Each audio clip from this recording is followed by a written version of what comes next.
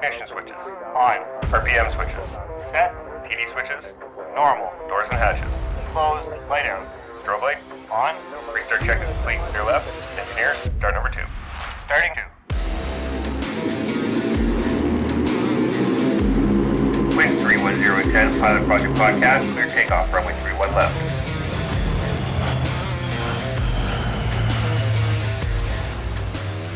All right, we're ready for departure here at the Pilot Project Podcast, the best source for stories and advice from RCAF and mission aviation pilots, brought to you by Skies Magazine. I'm your host, Brian Morrison, and today we're going to do things a little differently. For the first half of part 1 of this chat, my wife and editor, Melissa, will be asking me a few questions regarding an exciting announcement we have. For the second half, we will sit down with Mike Reyno, publisher and owner of Vertical, Valor, Vertical Marketplace, Skies, RCAF Today, eVTOL.com, Insight Magazines, and Vertical MRO Conference, all under MHM Publishing, to begin discussing his career in aviation photography. Melissa, thank you for joining me today and once again putting yourself behind a microphone.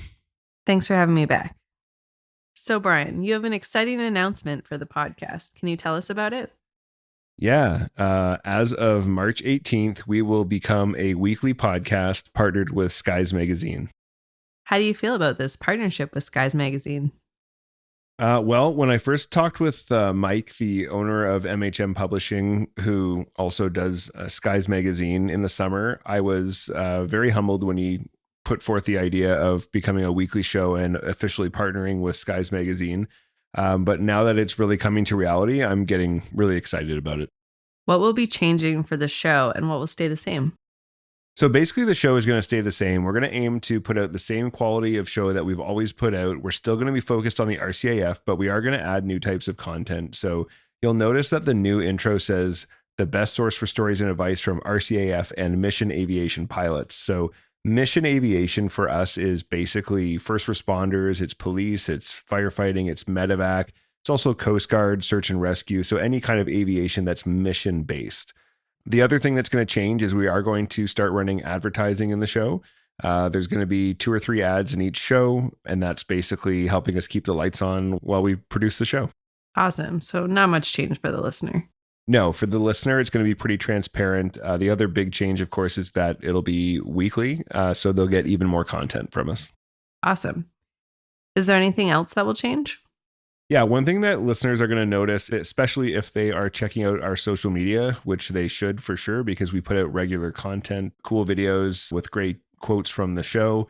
And you can follow that at Pod Pilot Project, of course, is that our branding is changing. So you're going to notice that the logo will soon no longer be my face. It will be a new logo featuring a propeller and a microphone. So you'll see that changing soon.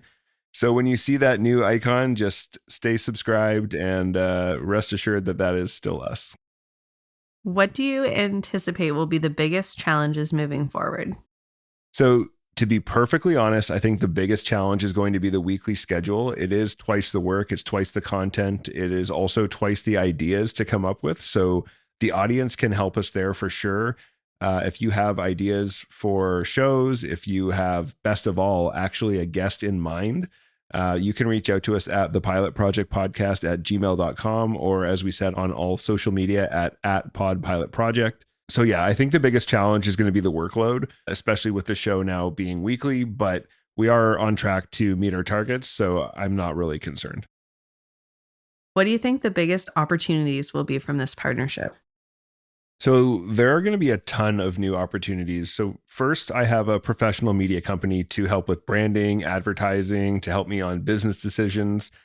Second, they are pros at interviewing guests and writing articles. So I know I can ask for help and mentorship on those fronts.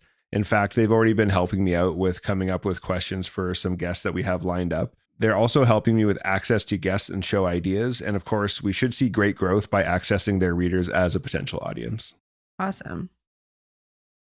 So on a personal note, how have things been since you released from the RCAF in July of 2024? Yeah, so we always like to touch on this when we do these kind of little interviews between the two of us. I think it's important just to kind of highlight the reality of what it can be like to have a medical release. Honestly, it's been a wild ride with ups and downs. I've definitely found that it's important to stick with my rehabilitation plan with mental health care and I've been trying to focus on staying healthy and healing.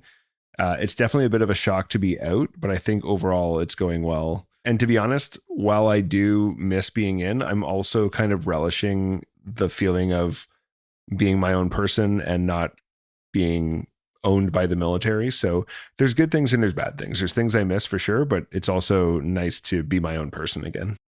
Yeah, I think it will really hit us more when we know more of what our future looks like, but also once we solidify where we're going to live next and what our final move situation looks like. For sure. I think once we move, it's going to be a whole new ballgame. And I honestly think that's when it's going to hit us that I'm out of the military, because right now we still live in the same place. We have the same friends. We're still buddies with all the military families and stuff. But once we move, we're not going to live in a base town for once.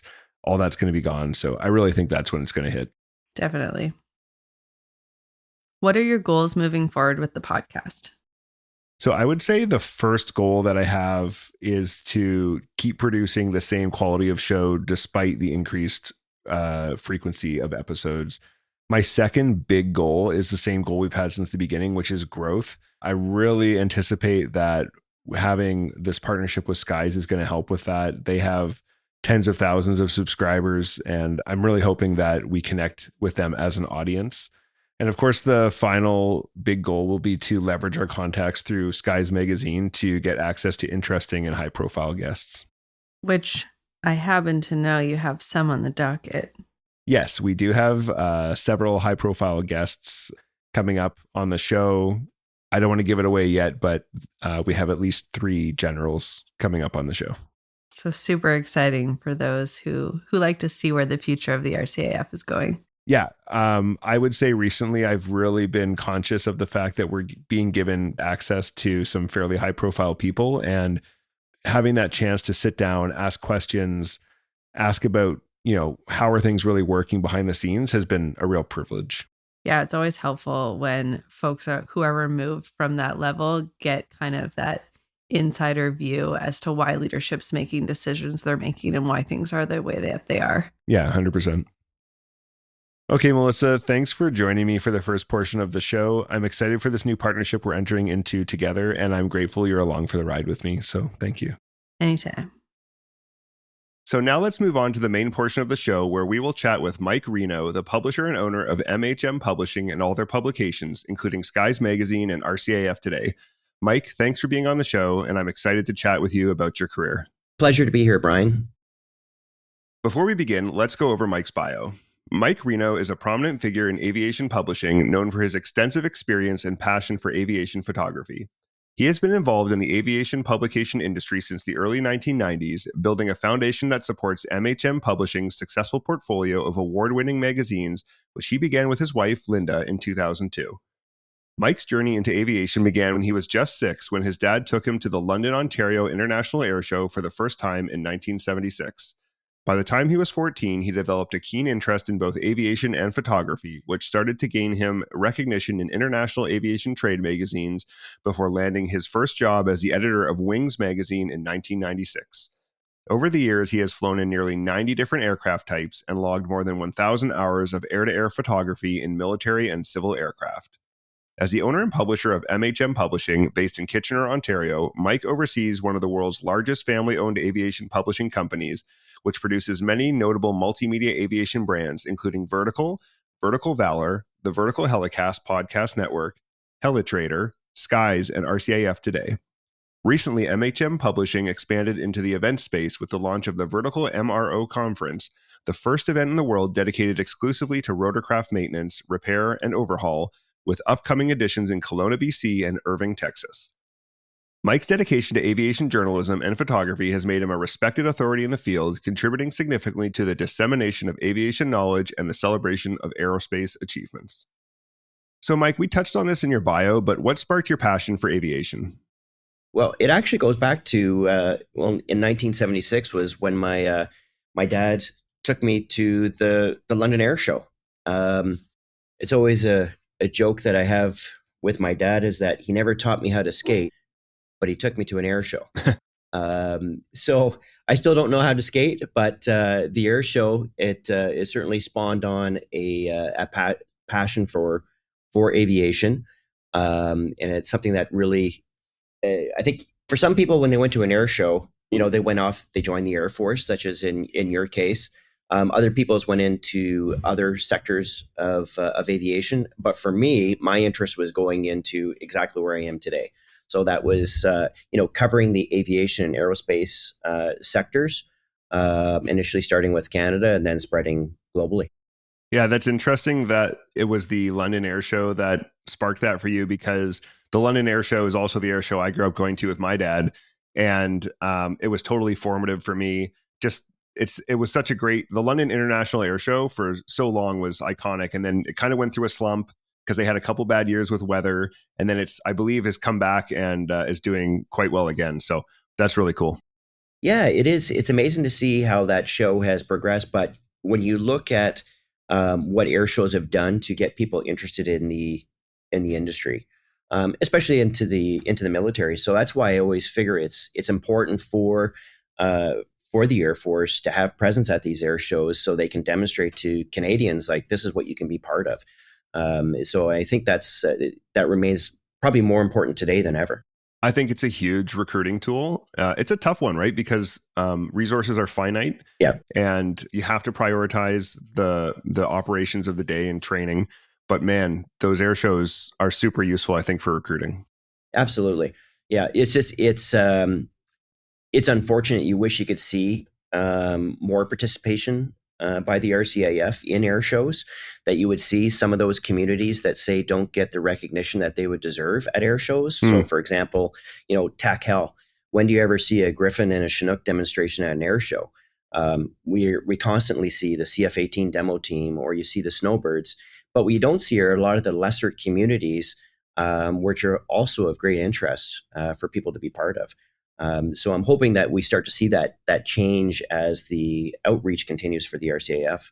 Yeah, that would be so cool to go to an air show and see like a big formation of Chinooks and Griffins come in or something like that as a demonstration of like how they would move a large amount of troops. Like that would be so cool. Yeah, absolutely. So we hope in the coming years that we'll see some changes when it comes to that. Yeah, for sure. So how did that passion for aviation end up being combined with photography, and how did you gain recognition in that field? So because of the air show, there was a group of people that would come to the show they would come from the United States. They came from the United Kingdom. And I just kind of started to watch them, and then I would hang out with them. It was the guys like the Don Sparing. There was Dave Brown. They were both from the US. There was Robbie Shaw from the UK. At that time, they were very, very well known within aviation circles as photographers. So I managed to kind of, as a kid, get into those circles and then got to meet with them and kind of mentor. They were mentoring me, and this is what you should do. So I picked up a camera. Actually, I stole my brother's camera and took it to the London Air Show. And that first year, I think maybe 1 in 30 pictures that I took turned out, but it got me started. And then, year after year, you would start to, slowly get better, because really the only thing I was where I was going for the aviation, I wasn't going to the airports to hang out at a runway. It was just the air shows that I was doing at the time. So I'd ask a lot of questions, and that's why I always tell people, I said, ask a lot of questions. How do you gain access? How do you get better at taking pictures? And keep in mind, back in those days, it was all film. So I didn't know the results until a week later. Did something turn out? Versus watch someone at an air show today, and an F-18 will fly by and then look at all their heads, go down and look in their camera to see, did I get the shot? We had to wait a week. So one thing led to another, and then I had my first photo was published in a U.S. Navy publication called Tailhook. It's a famous magazine with the U.S. Navy. So that was where my first image was published. And from that one image, then it snowballed after that. Because what I had is I was able to demonstrate that I could get published. And then what I started to do is that I would take that and I would show someone, if it was public affairs, that you would go to them and say, hey, look, I got published in this magazine, whatever it was, XYZ. And then it just started to snowball, and you would start to ask the questions. Well, how do I get to go flying? How can I go up in a Canadian military aircraft? And then as that started to build, then I got my foot in the door. Mm-hmm. It's funny you talk about the days of film versus digital photography. I guess the other difference too is they can just hold the button down, right, and take like 100 photos. And, what was a roll of film? 20, 24, something like that? It was 36. 36. It was 36 that you would take. So yeah, you were spending a lot of money on film. Yeah, I remember seeing the Lancaster come into London one year, and there was a guy doing aerial photography, as many are at air shows, beside us. And my dad asked him, because the guy was just holding down the button and burning through a roll of film every pass for the Lancaster. And my dad said, "Doesn't that get expensive?" And the guy said, "Man, if I get one good shot that I can sell, it's all worth it." Oh, 100%. And that's what they look for, is that one shot. Mm-hmm. We always get a lot of contributors that are sending in photos, and they'll send me in, it could be 30 photos that are all very similar to what they look. And I'm like, just pick the one that you like. Yeah. And then send that into us. But yeah, it's certainly changed from the early days, when we started this. Yeah, for sure. So can you tell us about your first experience doing air-to-air photography? Yeah, sure. It's funny how it came to be, is that, again, at the air shows, I would ask crews, and it was back at the London Air Show. A lot of this all happened at the London Air Show, and there was a Sea King there. And I was talking to the crew, and I said, how can you get up in a helicopter or an aircraft to do air-to-air photography? And the pilot came back and he said, if you get permission from public affairs and you're going to get published in a magazine, it's usually not too hard of a process. So armed with that, now fast forward, and I'm actually going to Dalhousie University now in Halifax in 91. And it was my first year, and there was the Shearwater International Air Show was going on. And I talked to the crews there, and I had a commitment from Esprit de Corps magazine.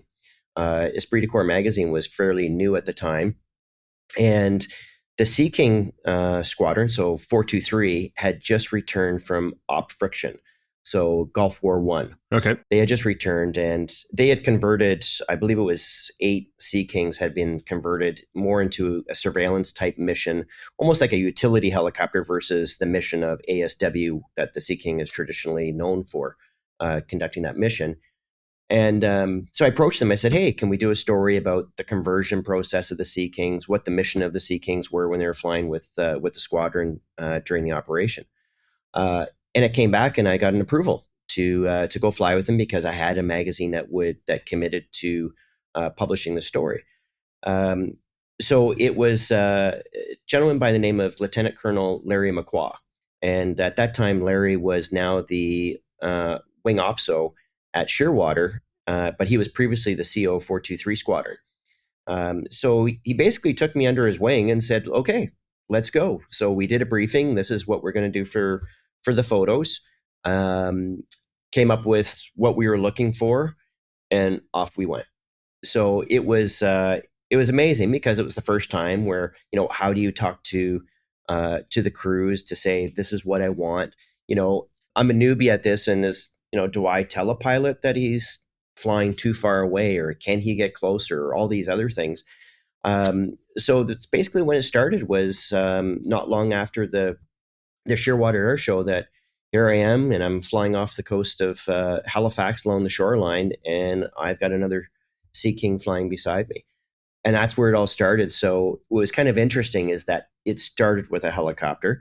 It went morphed into other things beyond that, but here we are today, that never thought it would turn into Vertical, now being the largest helicopter magazine in the world.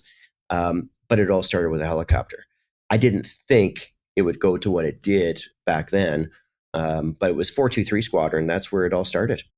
No kidding. Did you pick a helicopter first just because that's, I would assume, maybe an easier platform for air-to-air photography? Yeah, definitely. I think that played into it. But one of the other things that played into it as well is that, and this is what I learned as I started getting more and more immersed into doing the photography, is that in air forces, who gets the least sort of recognition? it's usually going to be anyone from the rotary communities. The helicopter guys don't get nearly the same sort of attention as the fighter community, for example. For sure. So what I wanted to do is I wanted to shed the spotlight on the helicopter community within the Air Force. They didn't get the recognition that they deserve. So I started to tell those stories. And then that's what led to then pilots, people, they changed squadrons. So, they would say, hey, we're flying this. Do you want to come and fly with us based on what you did with, previous squadron? So in Shearwater, then it led to, at that time, there was a utility squadron there called VU-32. And then it was that squadron saw the photos that I did for the Sea King squadron. And that's where I got my first flight in a T-33. Oh, cool. So flying with VU-32. And I flew many, many times in the T-Bird. It was actually, it was an excellent aircraft to fly in for photography, especially if you had a good pilot that knew how to get that big tip tank out of the photo. But I tell you what, that first flight I flew with VU-32, I thought when I got out of that aircraft, I am not flying in a jet again because I was getting sick, violently sick. Because what you learn is what you see and what you do. So what you see through your lens and what you're doing and what the plane that you're photographing is doing, it's three different things that are happening that you're trying to process in your brain. Oh yeah. And that's what brings on the nausea. And, I was into it maybe about a half hour. And then after that, it went downhill quickly from there. But I learned to get past it over the years. I learned how to get past the air sickness. And actually I learned it by mistake. And the big thing was I was going up in an F-18 and they said, your flight's going to be later in the day. So I was like, oh, I can go have lunch. I'm going to be fine. Because I would always go up and think, don't eat, it's just going to come up. I went and ate lunch. And then they said, oh, you're going now. And I just had this anxiety and this fear came over me as like, oh no, this is going to be horrible. And I never got sick. Yeah. And then from there on, I knew, have a nice meal before you go fly and you won't get sick. And that's how I learned to combat the air sickness problem. I never would have even thought about that. But once you explain it, like the three sensations, what you're seeing, what the other plane is doing, what your plane is doing, that would absolutely combine to make most people sick. Oh, it's horrible. And especially when you're looking through that lens, you're not associating what directions things are going. You could be inverted, you could be going straight up, but you're just focused in on that aircraft that you're taking photos of. So yeah, it's several different senses that are happening at the same time. For sure. So you started getting your foot in the door with these various squadrons. How did you end up landing that job editing for Wings magazine in 1996? Because I'd imagine that was a pretty big deal for you. That was huge, especially for someone like myself, where I didn't. When I went to university, I took political science. I wasn't taking anything in the world of journalism. But actually, what got me to that point, I have to give credit to some folks in the public affairs within the RCAF. John Blakely, he was public affairs for Maritime Air Group. At that time, Maritime Air Group existed, which included anything that had to do with Aurora or Sea King. And 434 Squadron became part of that, VU-32. And they kind of took me under their wings. So they really helped me build, I guess, the awareness in the RCAF. They helped me with the stories. They helped get me that access. So with that in hand, as I built that up, I was getting more stories out there. So in 94 is when I first started writing for Wings as a freelancer. So I started with them. They used to do an annual Air Force special, and I was part of that. And one of the first stories that we wrote about had to do with a big counter drug operation that had gone on. It was the name of the operation escapes me now, but it was a massive undertaking by the RCAF. Actually, it was one wing that really was instrumental in this, and it was a cargo aircraft, and I forget what the tonnage of marijuana was that they intercepted. But this was the first story that I did for Wings. So I started doing all the military coverage for Wings. And this was actually thanks to Larry Milbury, who is very well known in RCAF circles as well as a well-known author and military historian. So he kind of paved the way for me. So I started writing for Wings. And then I had moved out to Vancouver. I chased Linda. At that time, we weren't married. I chased her out to Vancouver, and you couldn't really make a go out of it. And then we decided we were going to move back to Ontario, but I didn't have a job to come back to. So I stopped in Calgary, which is where Wings was based out of, and I pitched them the idea. I said, "Listen, why don't you let me come on full time?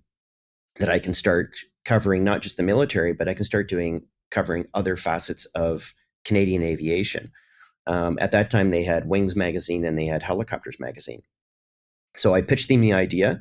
I had made, I guess, a good impression on them with everything that I had done. They were pretty impressed with all the access I was getting within the Air Force and elsewhere now in Canadian aviation. So they said, "Yeah, let's do it." So then I took on the full-time position with Wings. Were you nervous at all walking in there to kind of sell yourself to the magazine? Oh, yeah.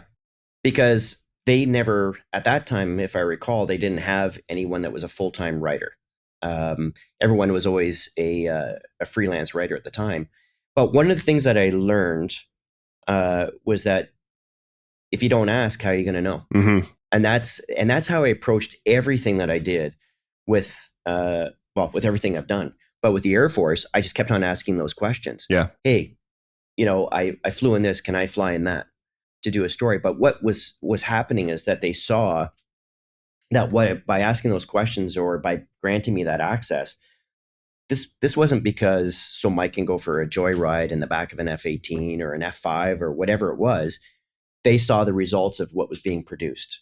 So it was being published in the magazine. It was building awareness about the Air Force. So that's why I continued to get that sort of access. I remember this was back at the London Air Show, and there's going to be a lot of stories that always go back to the London Air Show.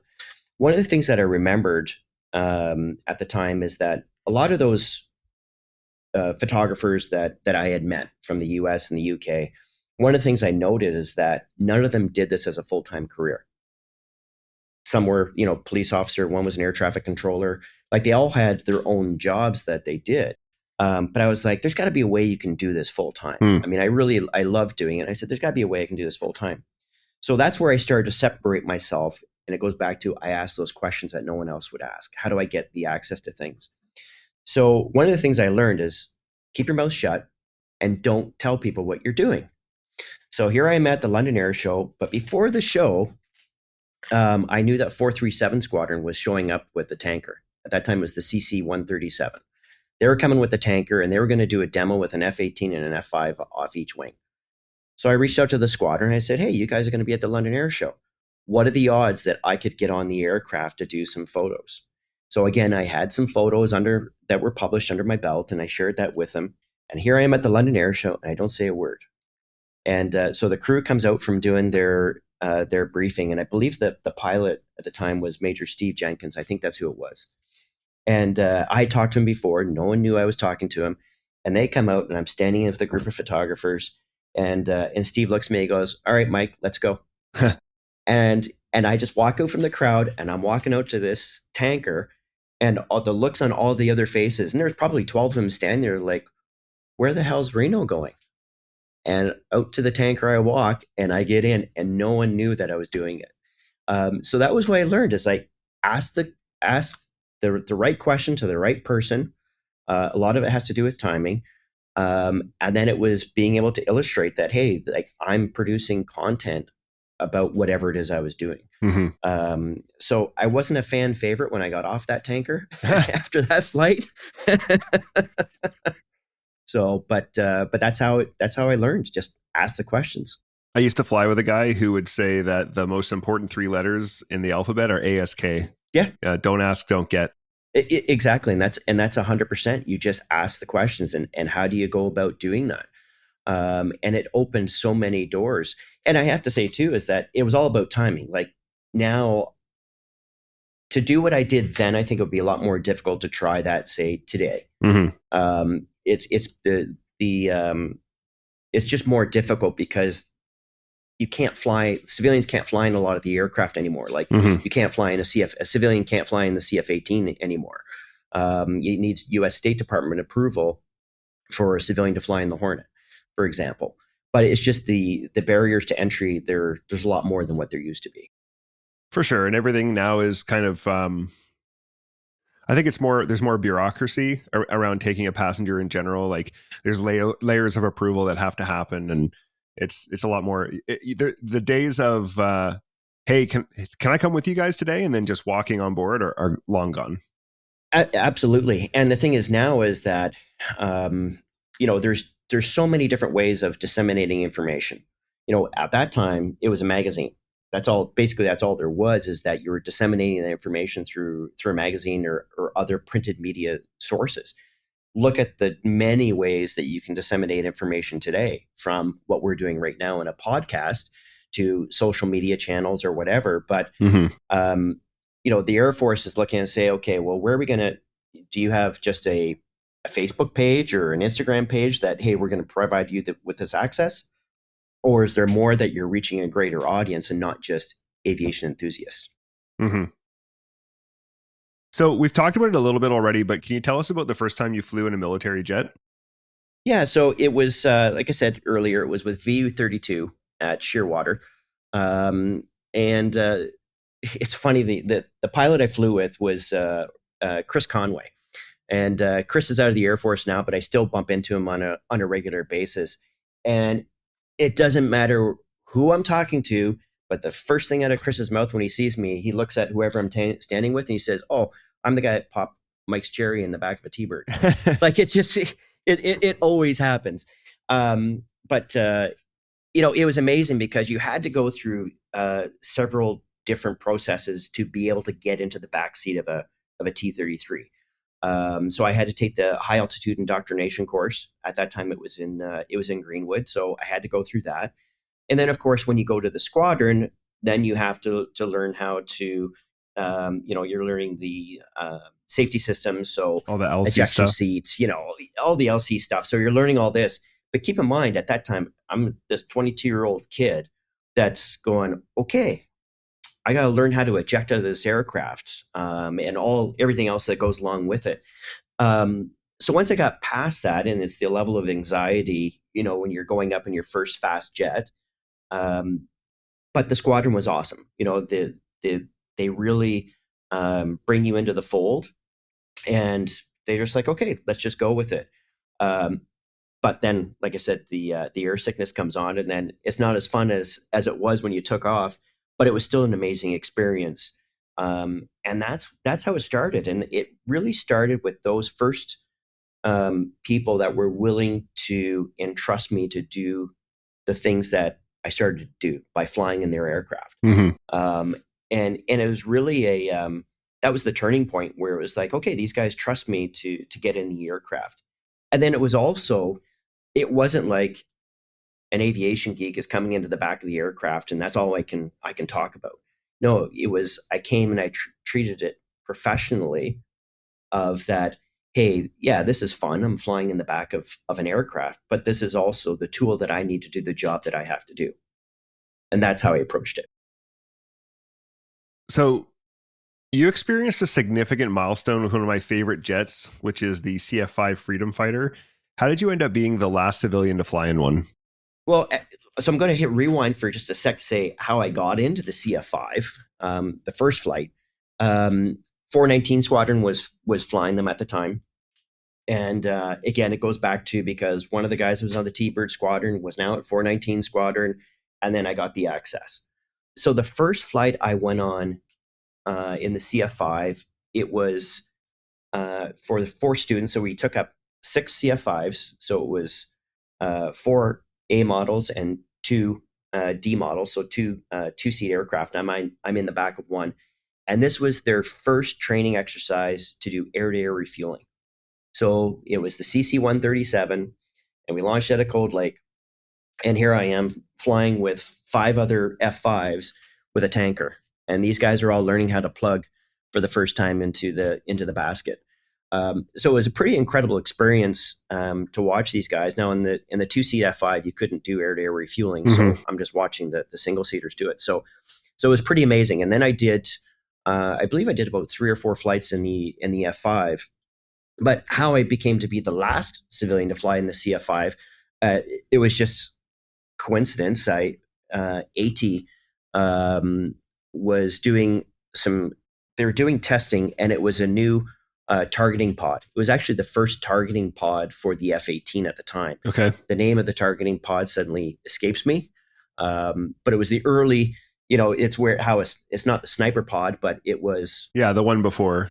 Yeah, and I can't remember what it was called, but anyway, they wanted to do photos of the F-18 that AT was doing trials on that had that pod on it, and we couldn't fly in another F-18 for whatever reason, so they said, "Hey, we're going to put you in an F5." And I was like, "Perfect, not a problem." The problem is that the performance between an F5 and an F-18 are much, much different, which I learned as we're trying to do these, straight up climbs, trying to get the F-18 to roll. And then basically we're doing a tail slide in an F5, which I've never done a tail slide in a fighter jet before. So that was quite an exhilarating experience. So it was only soon after that, I believe it was within 6 months, that the F5 was retired. Okay. So, and that's why I ended up being the last civilian to fly in it. But I can tell you that when we were done that photo shoot, I got to experience the true performance of an F5 flying over the Cold Lake Air Weapons Range. Flying at low level in the F5. I mean, that's the environment that I'd like to live. But this was, I believe it was later in the winter, so it was really bumpy ride. You had those thermals coming off the trees because the sun's out, but you had the snow, and it was bumpy, and we were right down on the deck. But it was pretty amazing flight for my last flight in the F5. So yeah, that would be so cool. Oh, it was amazing. Yeah. Yeah, I think you're very fortunate to have been in that aircraft. I would have loved to fly in one of those, so that's awesome. Yeah, that was one of my favorite. At that time, to be able to fly in that aircraft. I mean, it's such a great looking fighter.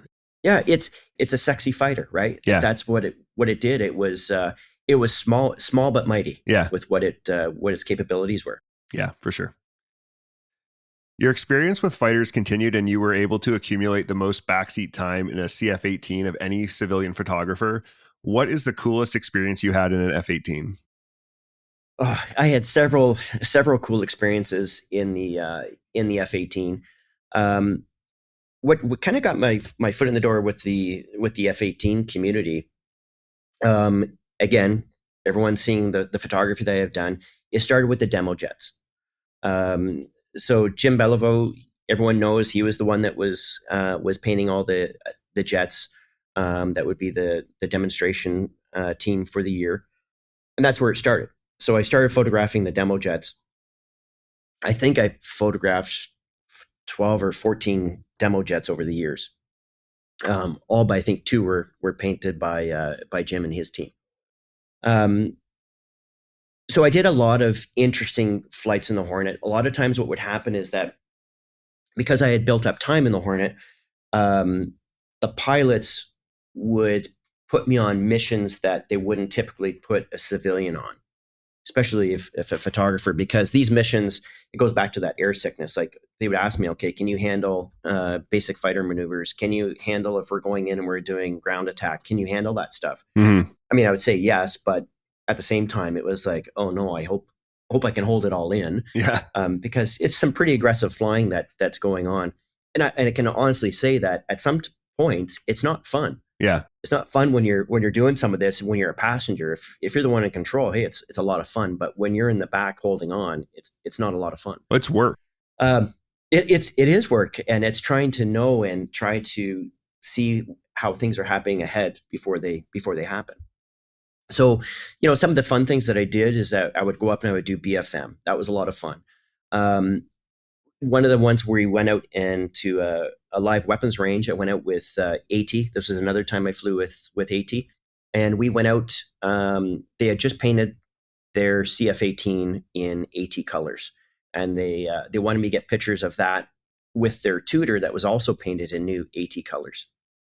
But I convinced them to put some rockets and bombs on the jets. So I was in another F-18, and they put CRV-7 rockets on our jet, and we had I think it was Mark 82s, but they were just dumb bombs, concrete bombs. And so we went out, and I was photographing them firing rockets on the range. And then I had the opportunity to fire the rockets on ours as well. Oh, wow. So that was something that was pretty different. It wasn't long after that the CRV-7 rocket was phased out. So that was a lot of fun to be able to do those types of missions. And I did quite a few of those. There's a couple times where you would come back from a mission, and they would put me up on a mission, and they would hot fuel, and they would just tell me, stay in the back of the jet, you'll go up on the next mission. So I did that a couple of times. But I would say actually my most memorable flight, I wasn't in the Hornet. I was beside the Hornet, and I was in a Hawk. But what I was photographing, it was 5 F-18s at a cold lake. And this was 2018. So what made this a memorable flight is the connection with the Reno name. So it was 2018, 401 Squadron was celebrating its 100th anniversary. It was also the same year that NORAD was celebrating its 60th anniversary. So it's not widely known that the Reno name has some history in the RCAF. So I had a distant relative. His name was Edwin Reyno. And Edwin flew with number 1 RCAF Squadron during the Battle of Britain. Number 1 RCAF Squadron became 401 Squadron when Canada accepted all the 400 series squadrons during World War II. Okay. So he flew a Hurricane during the Battle of Britain. And then after the Battle of Britain, Edwin was transferred back to Canada. He served a number of training squadrons before he was made wing commander in Greenwood in 1944. I believe it still holds today. He was wing commander at 27 years old. He was the youngest wing commander ever in the RCAF. That's crazy. Okay, so that was in 1944. But then he rose through the ranks over the years. He was promoted. He went on to be promoted to Air Vice Marshal. And then he made Chief of Air Staff for 4th Allied Tactical Air Force in NATO. So he made his way up to that position. Then he was promoted to Air Marshal in July of 66, I believe. And then his final promotion was to an Air Marshal. But he also served as the Deputy Commander of NORAD between 1969 and 1972. Oh, wow. So here I am flying in the skies over Cold Lake. And I've got 4 jets from 401 Squadron, and all of them are armed. So we had 2 jets were launched from the Quick Reaction Alert Facility in Cold Lake. They came up with a typical NORAD loadout. I had 2 more F-18s that were launched from 401 that they were armed in a similar air-to-air mission loadout. And then I had the 60th anniversary CF-18 that was painted for NORAD. And there we are flying with the NORAD jets and 401 Squadron. So we do the mission, which we were up for, it was 2.2, and flying in the Hawk, that's an incredibly long period of time to be able to fly, but we were literally throttled back. People think when you're doing these air-to-air photos that you're flying at 400 knots, and it's not. You're throttled back. A lot of times you might not even be 300 knots when you're doing these photos. But what made it special is we came back, and I'm talking with the CO, Lieutenant Colonel Forrest Rock. I mean, there's a fighter pilot's name if you ever heard of it, but Forrest Rock was the commanding officer at the time, and we're talking about the history of Edwin. And honest to God, we're in the mess, and I look over at the wall, and there's a picture of Edwin on the wall, looking back, and I go, "That's Edwin right there." So we do this mission, and we come back, and you're in the mess, and there's a picture of Edwin on the wall. So that was a cool moment for me, and for the squadron, they didn't realize the connection. So that was probably the most memorable air-to-air shoot I ever did. It almost didn't come to be. I originally went out there, and I had the idea, hey, it's NORAD's anniversary. Let's put up some armed jets so we can illustrate to Canadians that CF-18s aren't painted in these pretty colors all the time. They're painted gray. They carry weapons. And so I pitched the idea to command to say, hey, let's put up a couple of armed F-18s to show what NORAD's about. So it was approved, but when the day before we were doing the photo shoot, the wing or the squadron OPSO called. He was a U.S. Marine Corps exchange pilot, and he said, "Listen, Mike," he said, "I'm sorry. You've got the demo jet to shoot." He goes, "But you just lost all the other F-18s due to operational commitments." Oh, Which was, it happens. It's happened to me many times. I'm sure it happened to you many times when you were flying the Aurora. And then I get a call from the commanding officer of the squadron, Forrest Rock, and he said, "Mike, leave it with me. We're gonna figure this out."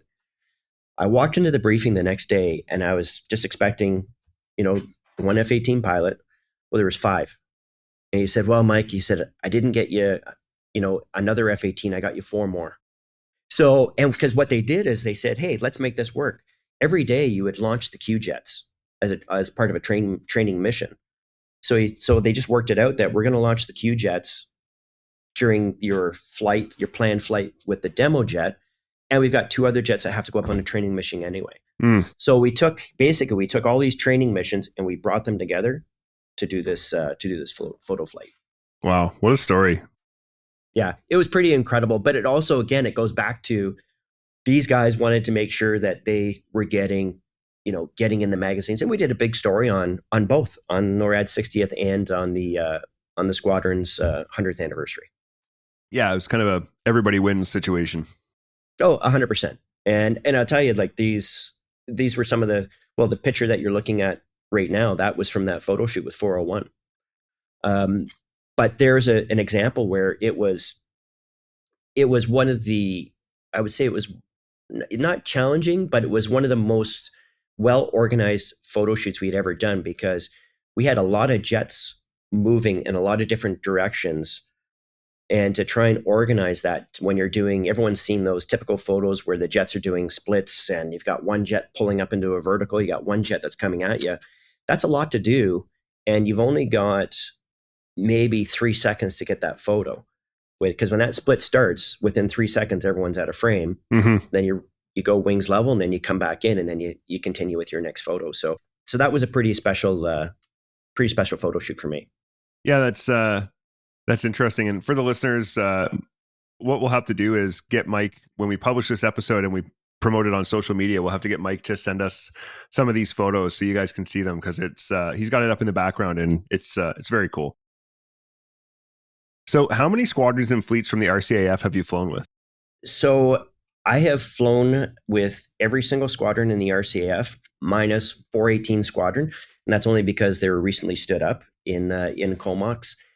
And I have not flown in the Cyclone, and I have not flown in the Husky nor the Kingfisher. Okay. So those 3 aircraft are the only ones that So the new ones, basically, like the very new ones. Basically the new ones, because I'm just simply not doing as much flying as I used to. Right. So you kind of think of that career progression in the Air Force is that you start as a lieutenant, and you're a captain, and you're flying lots.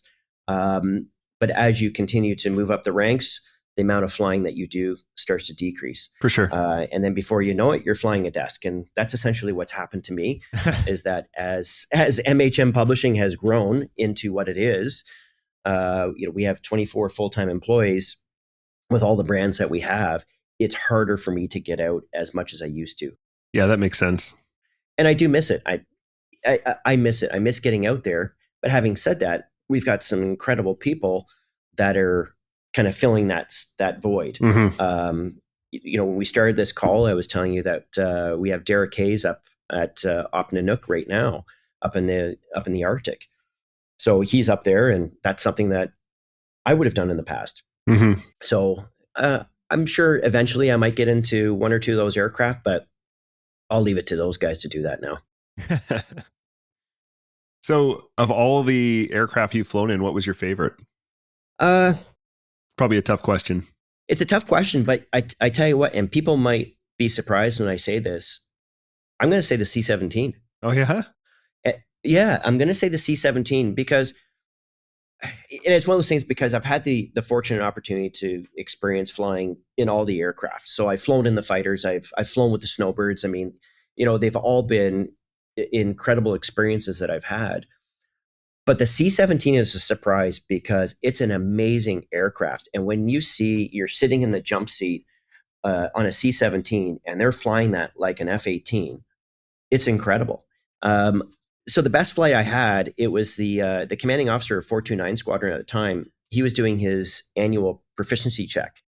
So it was a low-level route that we were doing, and it was incredible. Like the whole flight, we're low level. I don't think we were above 500 feet the whole time, flying north of Trenton, flying over Algonquin, and we had 75 paratroopers in the back of the aircraft as well, which I'm starting to feel a little nausea coming on, and I'm standing, behind the jump seat with all these nice windows to look at, and you've got all these paratroopers in the back that they were getting ill because we flew before we dropped them out of the aircraft. I believe we were flying for about an hour and a half. Low level? Low level the whole time. That's rough. It was really rough.